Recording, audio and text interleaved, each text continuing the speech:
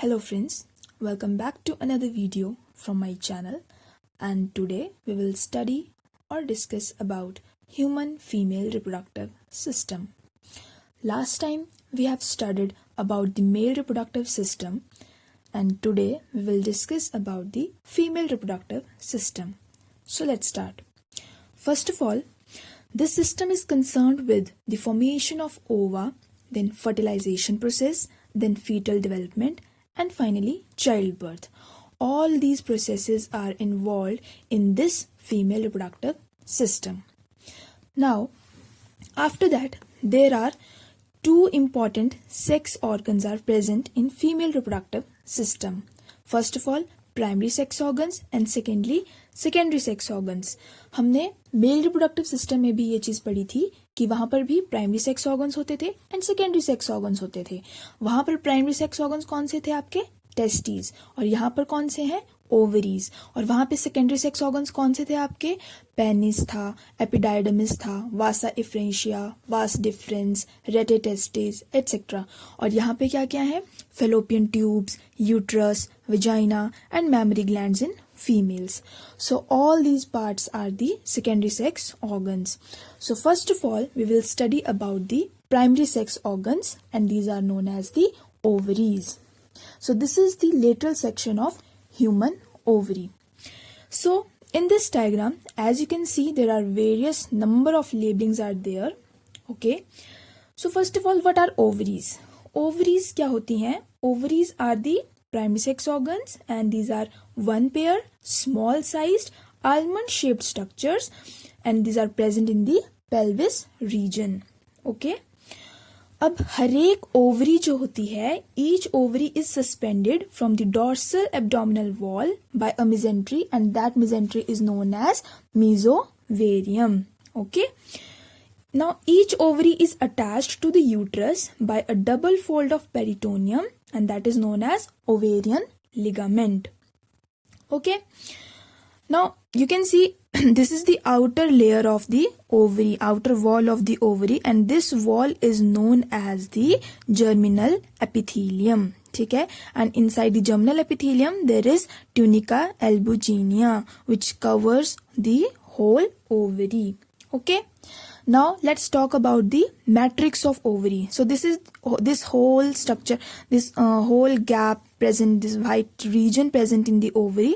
This is the matrix of ovary. Okay, and this matrix contains mainly two important parts: outer cortex and inner medulla. This one is the cortex region. जितना भी आपको outer areas में दिख रहा है, this one is the cortex, and जो inner जहाँ पे this whole area is known as the medulla region. Okay.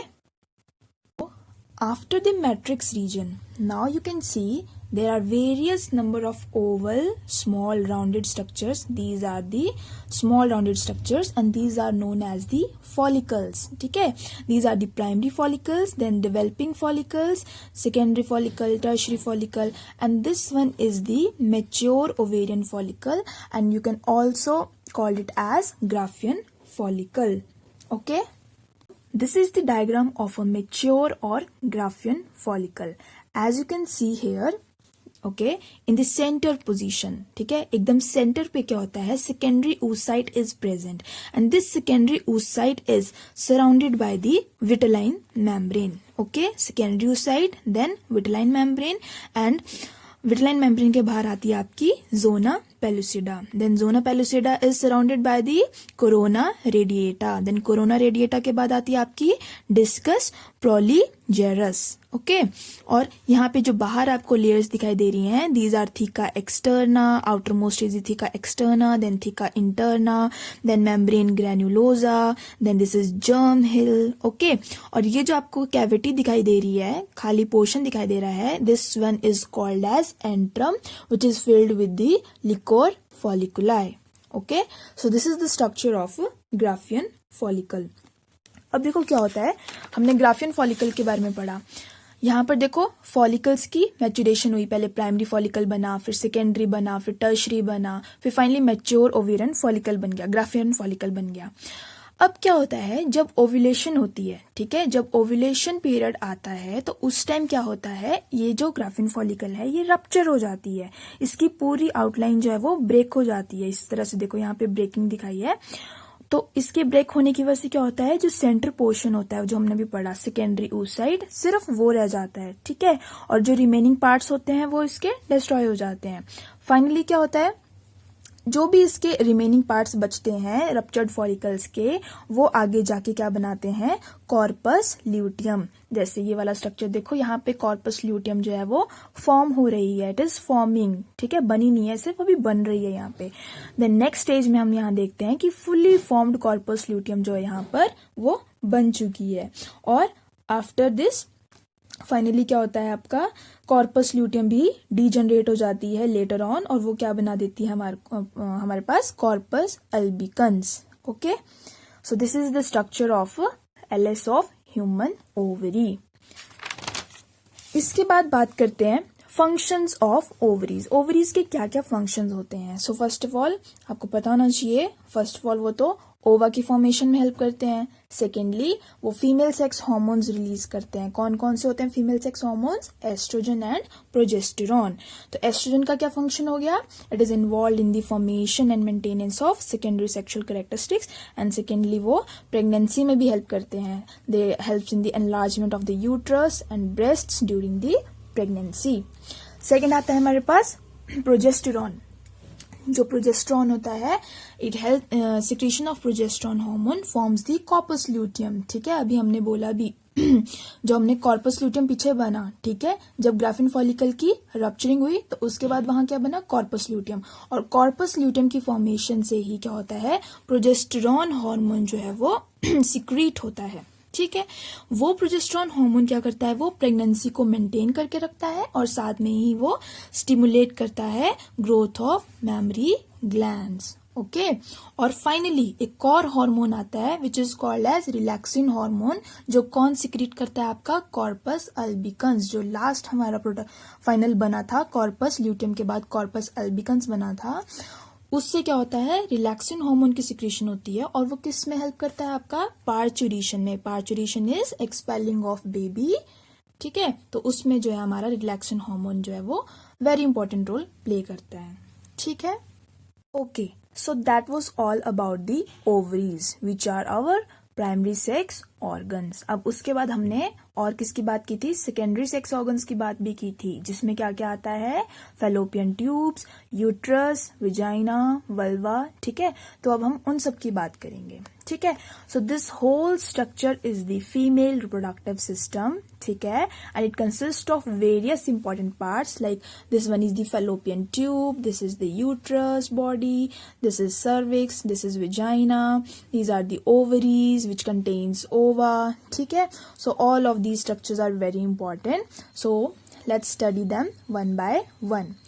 So let's start with the fallopian tube. This all lining, ठीक है, ये पूरी जो लाइनिंग है, this one is the fallopian tube, जिसको हम क्या बोलते हैं, ओविडक्ट भी हम इसको बोलते हैं। ठीक है, एंड fallopian tube जो होती है, it is made up of 3 important parts. These are ampulla, isthmus and uterine part. जो ampulla होता है, it is the outer most part. ठीक है, वाइड होता है, फनल शेप्ड है ये। ठीक है, and it opens in the abdominal cavity. Clear, और इसके साथ ही यहाँ पे एम्पुला जो है वो ओपन किस तरह से हो रहा है, यहाँ पे एक इन्फंडिबुलम पार्ट है, यहाँ पे जाके ओपन होता है, इस पार्ट को बोलते हैं infundibulum.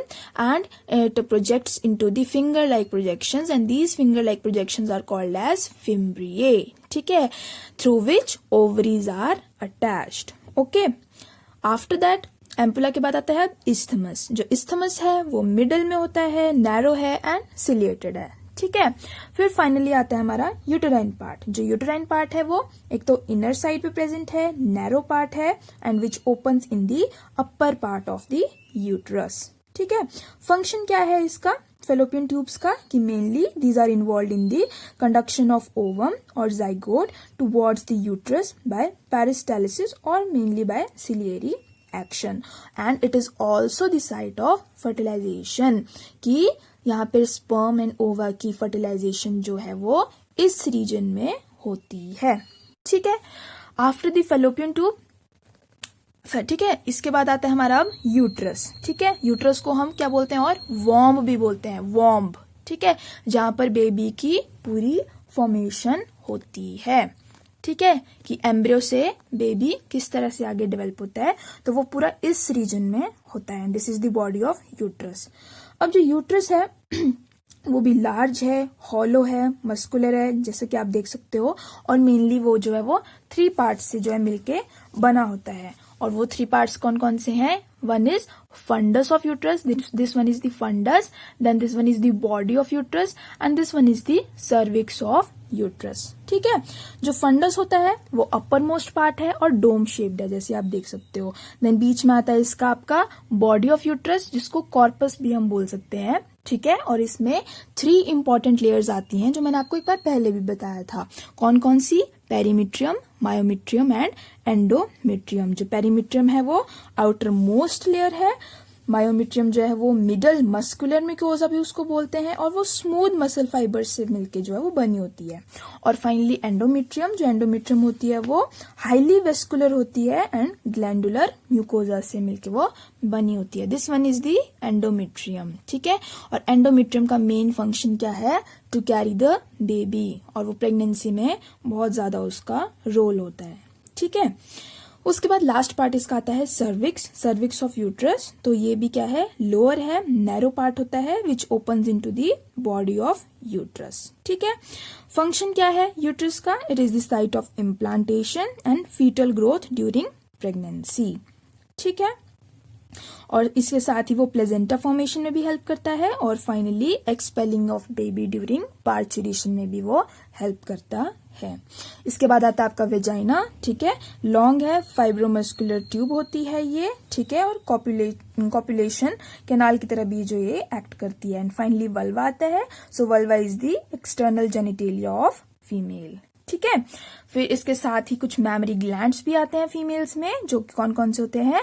Bartholin's glands and finally breasts. ठीक है, तो इसके बाद आपको अब फीमेल रिप्रोडक्टिव सिस्टम के फंक्शंस भी क्लियर हो गए होंगे। क्या क्या करता है? एक तो oogenesis करेगा। oogenesis कौन करते हैं? जर्म सेल्स करते हैं ओवरीज के। दूसरा वेजाइना, वेजाइना का काम है it receives the seminal fluid during copulation. ठीक है, और उसके बाद आता है आपका फर्टिलाइजेशन, वेरी इंपॉर्टेंट प्रोसेस।